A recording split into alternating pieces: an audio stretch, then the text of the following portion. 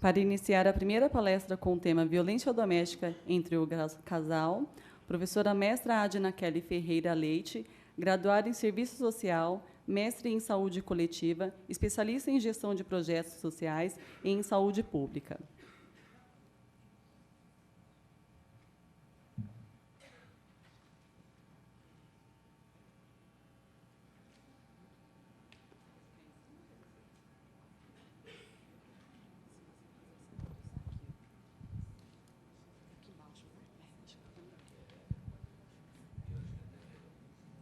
Fica melhor na hora de passar. Para cá ele passa, para cá ele volta. Tá bom? Tranquilo.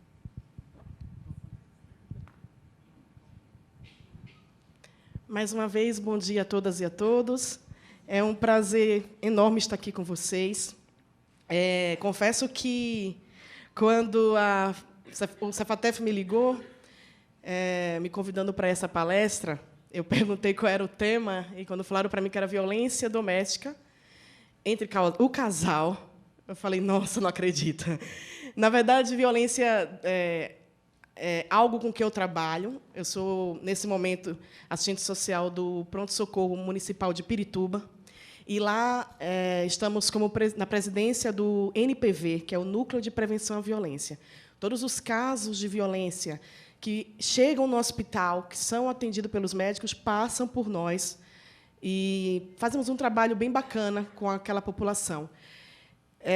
Eu gostaria de deixar assim, bem claro que é um universo enorme. Vocês sabem disso, falar sobre violência. Por mais que a gente fale, nunca vai ser o suficiente.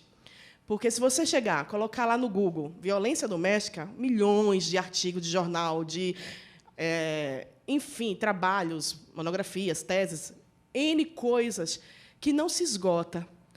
E, quando me convidaram, eu lembrei logo do curso que tem no Cefatef. A propósito, assistentes sociais que estejam aqui, que desejam ou trabalham no hospital público ou privado, lá nesse curso que o Cefatef oferece, que é assistente social no hospital público e privado, tem uma disciplina que é sobre violência, que é a disciplina que eu sou convidada geralmente a ministrar. E, nessa disciplina, são, se eu não me engano, 1, 2, 3 aulas, uma coisa assim, mas não esgota. Passa o tempo e a gente fica falando. E eu falo para as meninas, na próxima a gente dá continuidade, manda e-mail para mim, vamos trocar, porque não encerra. E, pensando nisso, eu acho bacana não encerrar, porque, se tem algo que está aí à tona, que não precisa encerrar, não pode encerrar, é a violência, o tema violência, para que, enquanto profissionais, enquanto cidadãos, a gente possa fazer algo diferente. Então, não adianta haver tantos textos, teses, mestrados, artigos, se as páginas dos jornais continuam dizendo, diariamente, o índice de feminicídio, o índice de mulheres que têm sofrido, não só mulheres, mas os grupos vulneráveis nos quais a gente trabalha e convive diariamente. Então, a gente vai lá. Como eu falei para vocês, vai ser uma troca. Nesses 40 minutos, eu vou passar um pouco da minha experiência, do que eu tenho vivido e convivido, e a gente faz essa troca no que vocês quiserem e puderem participar e somar junto aos conhecimentos que eu já tenho. Tá bem? Como foi falado, o meu tema é sobre violência entre o casal. E eu começo falando um pouco sobre a violência doméstica. Eu gostaria de deixar bem claro que eu adoro trabalhar com imagens. Eu acho que as imagens falam muito. Às vezes, a gente não sabe nem o que está escrito no slide, mas aquela imagem choca você, que você não esquece do que está sendo tratado. Eu trouxe uma definição, dentre muitas definições que existem sobre violência doméstica, uma definição de Maio, de 1994, que fala que é vista a partir das relações de gênero. Nós não podemos falar em violência doméstica sem falar na violência de gênero que existe em nossa sociedade, que a gente já conhece, que vem de uma cultura, uma questão do patriarcado, e que tem sido combatido. Distingue um tipo de dominação, opressão e crueldade nas relações entre homens e mulheres, estruturalmente construído, reproduzido na cotidianidade. Veja como isso é forte. É no cotidiano, no dia a dia. E subjetividade assumido pelas mulheres, atravessando classes sociais, raças, etnias, níveis educacionais e faixas etárias. Quando fala em classes sociais, isso é muito importante, porque, quando nós vamos observar a questão da violência doméstica, as taxas, às vezes a gente acha que só vem do SUS. Aquela mulher de classe social, por exemplo, uma classe social baixa, que foi agredida. Não. Existe em todas as classes sociais, independente de nível educacional, independente de faixa etária, de etnias, está presente lá. Muitas vezes debaixo do tapete, mas está presente, existe. É uma realidade cruel, mas existe. Então, eu trago ali outra figura da violência no geral, e uma definição da ONU de 2006, que diz que é aquela violência que ocorre dentro de casa, nas relações entre as pessoas da família. Essa figura eu encontrei no Google, achei muito bacana, e que é justamente o que a gente busca compreender. A violência de gênero ela é tipo um iceberg, onde há formas sutis e há formas explícitas. Casos invisíveis e visíveis. Então, a gente começa vendo que, dentro da violência de gênero, começa a invisibilização, o machismo na mídia, aquele humor machista que a gente dá gargalhada e acha tão bonito, tão bacana. Não tem nenhum problema. Uma publicidade machista, nossa, como é bacana, nossa, bem moderno. Mas, dentro daquilo ali, existe uma forma sutil de violência de gênero. A gente vai subindo mais, aí começa a ficar invisível, indo para o invisível, vem as humilhações, a culpabilização, a chantagem emocional, o abuso psicológico. E, mais acima, vem a ameaça, o estupro, a agressão física ou o feminicídio. Aconteceu.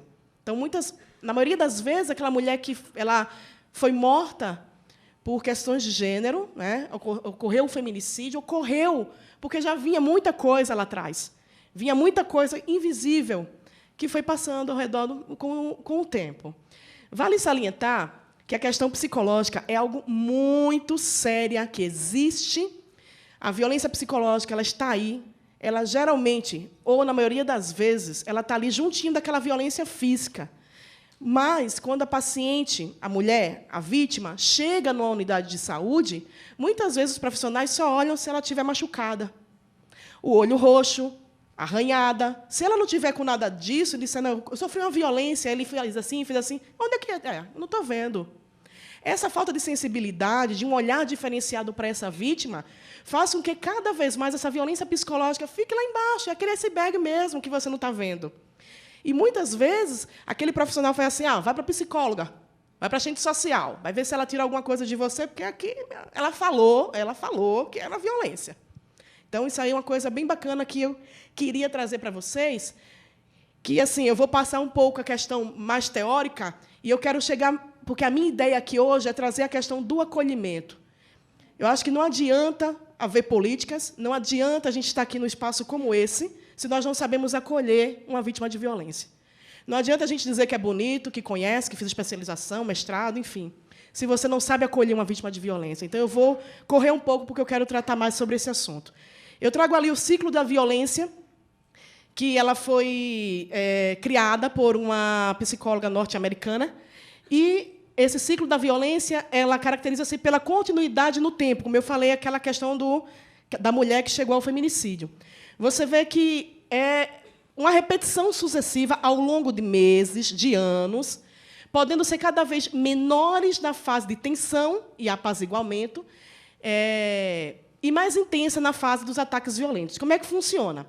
Começa o ataque violento, aí depois vem aquele período de perdão, eu vou mudar, tudo vai ser diferente, eu agora sou outra pessoa, me aceita, realmente, a pessoa mudou, acho que eu vou dar uma chance. Aí vem o aumento da tensão, o xingamento, tal, volta de novo o ataque violento, ela é, mais uma vez, agredida. Esse é um ciclo que ele precisa ser fechado e que muitas vítimas não conseguem fechar, infelizmente. A violência doméstica contra a mulher é todo ato de violência praticado por motivo de gênero dirigido contra esta. É uma questão de saúde pública, além de ser uma violação explícita dos direitos humanos. Vocês já pararam para pensar quanto o sistema de saúde gasta com violência no Brasil? Se a gente for fazer essa pesquisa, são gastos exorbitantes e que além da quantidade de casos, tem a questão dos gastos financeiros para o sistema SUS também. Então, a violência doméstica ela traz prejuízos para aquela vítima no âmbito social, no âmbito psicológico e ocupacional. A maioria das vítimas permanece coagida a um relacionamento, por isso que aquele ciclo continua, muitas vezes baseado na dependência financeira.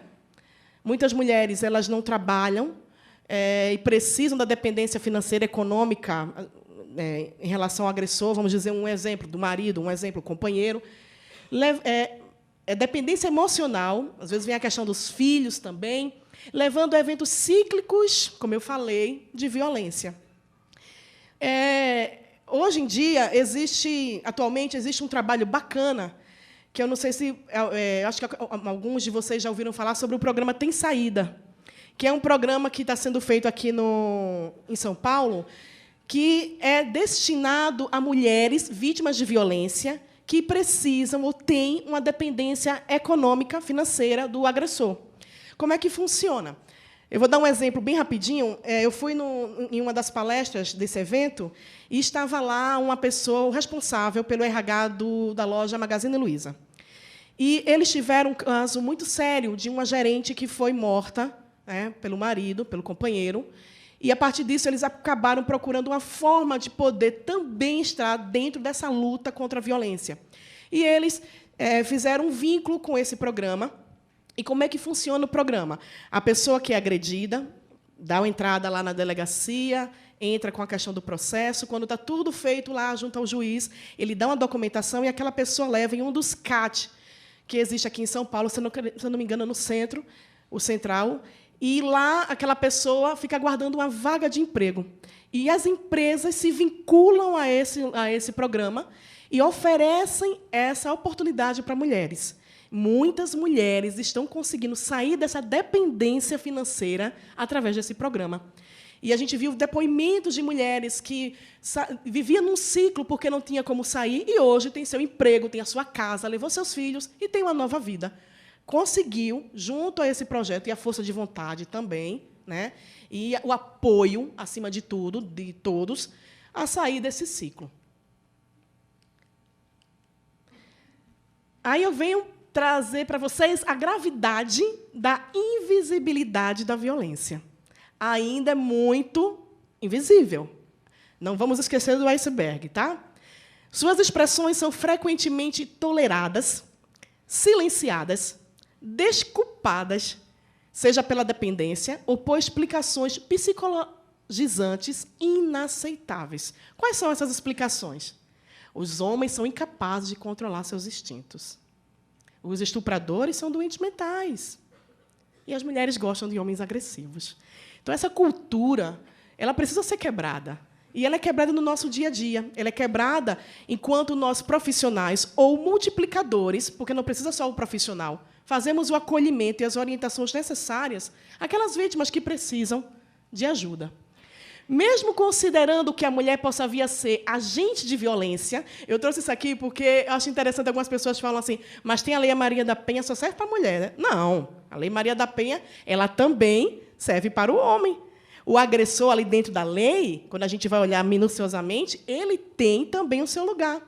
Ele não traz apenas a questão da prisão, da punição, mas da reciclagem, da mudança, da forma como aquele agressor também vai ser tratado para não repetir e não viver nessa vida, nesse histórico de violento. Mesmo considerando que a mulher possa vir a ser agente de violência na sua relação com o homem, culturalmente, na sociedade brasileira e no mundo em geral, ela é a vítima preferencial, como nós já sabemos. O nosso país, infelizmente, segundo o Conselho Nacional de Justiça, ocupa o 5º lugar entre os países mais violentos do mundo no que se refere à violência doméstica. Aí eu venho trazer... eu achei interessante essa figura, briga de marido e de mulher. Se mete a colher? Sim. Hoje em dia, com todo o trabalho que os movimentos têm feito, que tem sido realizado no nosso Brasil, eu acredito que já passou da hora da gente botar para fora aquela história de que a gente não mete a colher.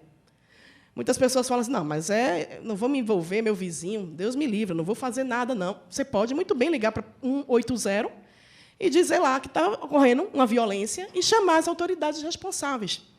Eu atendi um caso, há pouco tempo, de uma família que estava super preocupada, angustiada, de uma jovem que fazia parte da família, que estava sofrendo violência, inclusive quebraram os dedos das mãos dela, do companheiro, e ela não queria denunciar. Ela trabalhava, ela não tinha uma dependência econômica dessa pessoa, mas ela tinha um amor muito grande, uma dependência emocional dessa pessoa. E os familiares procuraram por mim, dizendo, me ajude, porque ela não quer denunciar. E a gente fez todo um trabalho, mas é importante saber que eles podem. Eles estão vendo ela ser agredida, eles podem fazer. Não é só a vítima que precisa gritar por socorro. Eu vi reportagens, né, há pouco tempo, inclusive, daquela moça do Rio de Janeiro que foi brutalmente violentada pelo seu companheiro que encontrou na internet. E ela passou 4 horas para ser socorrida, 4 horas para alguém fazer alguma coisa. Gente, é um passado que não existe mais. Nós estamos em outros tempos. Hoje em dia, a gente precisa meter a colher, porque, senão, a gente não vai ter onde parar. Qual vai ser a luta, o reconhecimento e o resultado de todas as lutas que foram feitas até agora? Não está valendo de nada? É algo que a gente precisa refletir. A violência contra a mulher é a expressão da violência de gênero, e essa visibilidade, como a gente sabe, vem de muito tempo da luta dos movimentos, do movimento feminista, que, nos últimos 50 anos, busca desnaturalizar. Não se envolver é naturalizar. É achar banal, é achar normal a mulher estar apanhando do seu marido, porque ela gosta. Se ela não gostasse, ela saía de casa. Mas você não sabe, no profundo, o que realmente passa sobre a situação daquela mulher. Fenômeno complexo que vem sendo encarado como um problema de saúde pública, como eu já falei, né? E interessante o que eu botei ali, que é o fato do serviço de saúde ser um dos locais mais procurados por mulheres nessa situação. Os serviços de saúde é o local que a mulher vai buscar. A mulher, eu digo assim, a vítima de violência, não só a mulher, vai buscar ajuda. E, para isso, precisa que esses serviços estejam preparados para acolher essa vítima. Toda essa luta busca assegurar políticas públicas, implantar programas de atenção e reconhecimento da magnitude do problema, compreender essa gravidade e assegurar organizações de programas que auxiliem. Não só falando, eu estou correndo para dar tempo da gente conversar mais, não só falando da violência contra a mulher, mas existe um outro tipo de violência que está debaixo dos panos também, viu? Invisível. É a violência doméstica entre casais do mesmo sexo. É um fato. Mas, se você procurar, poucos estudos estão sendo feitos sobre isso. Não estão sendo violentados? Estão. Estão, mas está debaixo do tapete. Precisa que nós, multiplicadores, possamos parar e pensar, porque é outra coisa muito grave. Em termos de características, eu tirei isso de um texto muito interessante, um artigo da Revista Crítica de Ciências Sociais, de 2018, dezembro de 2018, menos de um ano, que fala sobre a violência no namoro em casais do mesmo sexo. Diz que, em termos de características, esse estudo fala que, em termos de características e dinâmicas, é semelhante à praticada entre casais de sexo diferente, a existência de uma ocultação agravada dessa violência. E, assim como no âmbito da violência na intimidade hétero, a violência psicológica emerge como a mais expressiva, seguida de física e sexual. Essas pessoas que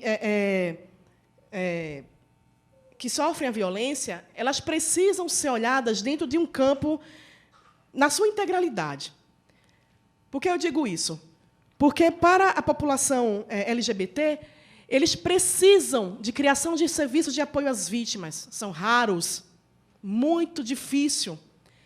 Formação de profissionais para o acolhimento correto. Era sobre isso que eu queria falar. Muitos profissionais estão multiplicando a violência.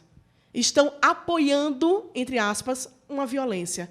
Quando aquela vítima chega e você não sabe acolher. Quando aquela vítima passa por toda uma burocracia para poder conseguir o que ela veio buscar. E, quando se trata de casais do mesmo sexo, esse acolhimento, particularmente, eu entendo que é muito mais difícil. Porque, assim, não estamos preparados, os profissionais não estão preparados. As instituições, infelizmente, não como um todo, mas, em geral, não estão preparadas para esse acolhimento. As vítimas estão habitualmente sujeitas a uma dupla estigmatização, ou o que se chama, por alguns teóricos, armário duplo. O que é armário duplo? É chegar naquela unidade, ser uma vítima de violência e dizer lá, olha, eu fui vítima de violência do meu companheiro. Não, foi uma briga urbana. Não, foi o meu companheiro. Então, assim, existe essa dificuldade para eles, dentro da nossa sociedade, para dizer, foi o meu companheiro que me bateu. Eu me chamo Carlos, mas foi meu companheiro que me bateu. E, além dessa estigmatização da questão da opção sexual dessa pessoa, ainda a questão de ser violentada por outro homem. Então, esse armário duplo no qual eles vivem, e essa estigmatização e esse acolhimento incorreto façam que essas vítimas deixem de procurar o serviço. E esse ciclo permaneça até o dia que não tem mais jeito. Aí eu trago também manchetes que vocês devem ter vistos. 20 minutos. Eu vou pular, vou ser bem rápida aqui. Sobre o feminicídio. Né? Eu estava até conversando com a moça, ela ali, no café, nós tomamos café hoje de manhã, e a gente estava conversando e ela falou uma coisa interessante. Ela disse assim para mim, quanto mais se faz, quanto mais tem políticas, programas, mais aumenta. Todos os dias tem. Será que é porque, hoje em dia, foi definido o que é o feminicídio, que não é aquele homicídio, né, daquela mulher que, por exemplo, estava devendo R$50 de uma pessoa e a pessoa, matou. Não é isso, isso é homicídio. Feminicídio é a questão da violência, né, do homicídio em relação ao gênero daquela pessoa, por ela ser mulher, vamos dizer. E aqui eu vou trazer algumas coisas. O Ceará, 40 sentenças proferidas por feminicídios desde 2016, o número em maio registrado no ano no Rio Grande do Sul aponta, né, o aumento, enfim. É uma realidade dura, cruel, mas que está aí. E tem a Lei Maria da Penha, que é a propósito não só para mulheres, né, mas toda aquela pessoa que se identifica enquanto mulher. Pode ser o trans, pode ser o transgênero, o transexual. Se ele se identifica enquanto mulher, ela está dentro englobado, enquadrado dentro da Lei Maria da Penha. E a Lei Maria da Penha, dentre tantas coisas, eu trago um pouco dos mecanismos para proibir, coibir, prevenir essa violência e a promoção de políticas públicas, dispositivos civis e penais para além da punição do agressor, que eu falei isso para vocês anteriormente. Então, a lei está aí, mas só o papel não vai resolver, tá, gente? Eu não sei se alguns de vocês conhecem essa documentação. Essa documentação é uma documentação super, hiper importante. Ela é a ficha SINAM, é a ficha que traz a notificação dos casos de violências, que podem ser suspeitas ou confirmadas. Lá no nosso núcleo, lá no Hospital de Pirituba, eu vivo correndo atrás dessas fichas. Quem preencheu, quem preencheu, quem preencheu, quem preencheu. Porque são essas fichas aqui que vai trazer as informações sobre aquela pessoa que foi acolhida, vai levar essas informações para a vigilância epidemiológica, que vai levar para a Secretaria Municipal, que vai levar para a estadual, vai levar para as instâncias maiores. E, a partir disso, vai ser traçado um panorama. Nossa, lá em Pirituba tem um número muito grande. Precisa ter um olhar diferenciado. Vamos fazer o quê? Um centro de referência para a mulher lá. Vamos fazer mais profissionais para acolhimento, capacitações. As coisas só funcionam, só viram real. Não é só a gente gritando e dizendo o que tem que viver, que existir. É a gente fazendo o que realmente tem que fazer. Essa ficha é obrigatória para todos os profissionais que trabalham na saúde. Atender uma vítima de violência, preenche. E precisa ser bem preenchida. Essas notificações é que faz com que a prática seja vista. Ela traz informações muito interessantes que, a partir dela, vai vir as políticas públicas necessárias para essa população que nós estamos atendendo, no caso, a vítima de violência. Vale salientar que muitos profissionais têm medo dessa ficha, porque acham que ela vai para a delegacia, você vai ser chamado para testemunhar. Não é nada disso. Essas fichas elas não saem da unidade saem apenas os dados via sistema que vai alimentar um sistema total. O acolhimento à vítima deve ser sempre com solidariedade, respeito, atenção humanizada, oportuna, eficaz e ética. Tem acontecido isso? A mulher chega na delegacia, muitas vezes ela é mais agredida do que em casa. A pessoa chega na delegacia, eu tenho exemplos disso na minha família. Eu fui lá, mas chegou lá, a delegada fez isso, isso e isso. A delegada riu, fiquei 3 horas na fila, fiquei 5, eu estava morrendo de dor, não aguentei ficar tanto tempo. Gente, não está adiantando de nada a gente lutar. Não adianta nada a gente levantar a bandeira. Eu sou contra a violência. Se as instituições onde nós estamos estão fazendo errado. Esse acolhimento é muito importante. Esse acolhimento à vítima ele é o todo diferencial, porque é a partir daquilo ali que você vai traçar a vida ou a morte daquela pessoa. O atendimento à vítima, ela, infelizmente, ainda está sendo de maneira fragmentada e pontual. Serviços despreparados. As vítimas ainda percorrem vários caminhos em decorrência de um processo desarticulado dos serviços, uma burocracia tremenda. Vá ali, venha cá, não ali. Vira à direita, venha cá, não. Gente, isso cansa qualquer pessoa. Imagina uma pessoa que está vitimada, que está ali fragilizada. Então, ainda tenho tempo? Tem? Então, eu trago aqui um pouco dessa reflexão. A violência contra a mulher, a violência contra o casal, ela não tem desculpa, ela tem lei. E ela precisa que seja dado a ela um olhar diferenciado a essa vítima. Quando metemos a colher, seja o nosso vizinho que está ali batendo na esposa dele, seja um casal de lésbicas que eu estou vendo que está sendo agredida, eu posso fazer diferente. Eu posso denunciar, eu posso acolher aquela pessoa, eu posso, no meu serviço, ver que o agressor está aí do lado e ela está ali calada, sem querer falar, e você fazer um acolhimento diferenciado. Você vê com a violência psicológica e você dizer para o doutor, olha, doutor, isso é o clínico, tal, mas assim, foi uma violência psicológica, ela está assim. Não, mas estou vendo. Não, mas trazer para aquele profissional que vai também te ajudar uma forma de ele fazer um acolhimento bacana para aquela pessoa. Quando a gente mete a colher, a gente faz isso, a gente traz esse diferencial. Ajudamos a calcular estatísticas. Quando a gente vê essas reportagens, são estatísticas que estão aparecendo. Quanto mais a gente olha, a gente não precisa, além de se chocar, a gente precisa revidar. Não, nossa, está crescendo, o que é que eu posso fazer para mudar? Ajudamos a calcular as estatísticas, desenhamos um cenário de cada localidade, como eu falei para você. Dependendo de quando vai a ficha do SINAM para as instituições, eu sei onde é que aquele problema está instalado. Programações para que a realidade futura mude e os crimes diminuam.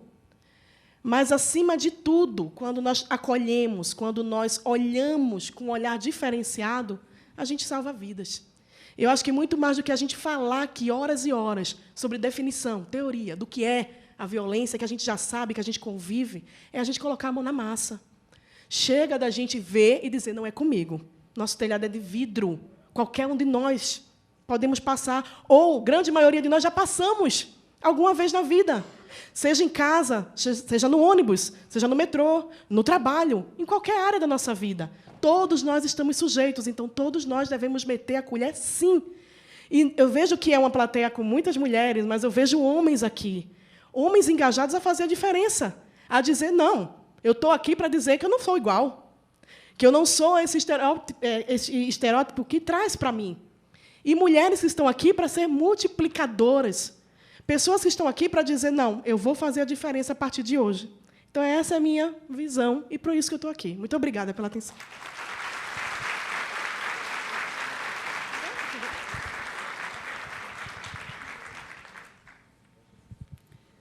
Agradeço a professora mestra Adna Kelly pela excelente palestra.